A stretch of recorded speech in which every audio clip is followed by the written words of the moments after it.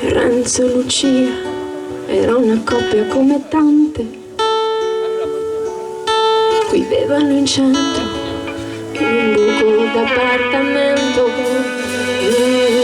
Renzo spiava la gente coi binocoli, Lucia i gatti su sedile e razze. Lorenzo, come tutti dice Renzo, studiava di notte con l'ansia di non essere mai abbastanza. Lui, garzone di salumeria, lei, aiuto in una farmacia.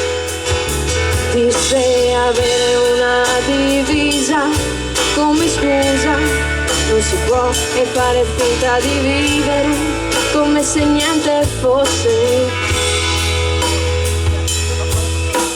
Renzo e Lucia era una coppia come tante,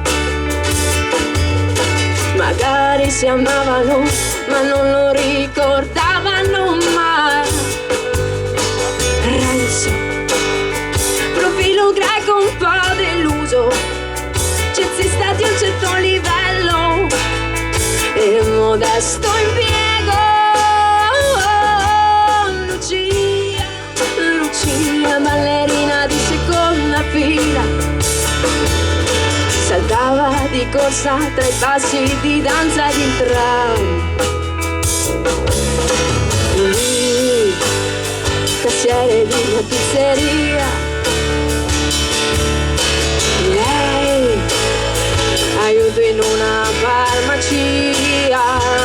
Disse avere una divisa come scusa non si può, e fare finta di vivere come se niente fosse.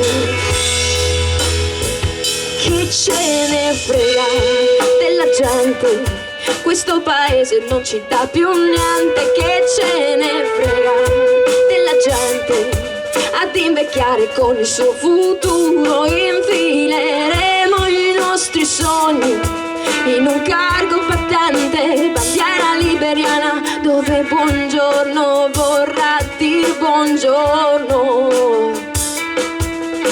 dove buongiorno vorrà dire mai buongiorno, e non appartenere mai neanche al male, neanche più sentire il dolore, abituarsi a tutto, anche all'anestetico,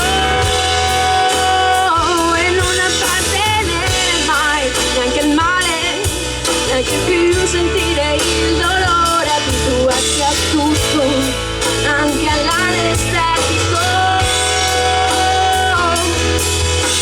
Avere una divisa come scusa non si può, ma nemmeno vivere come se niente fosse.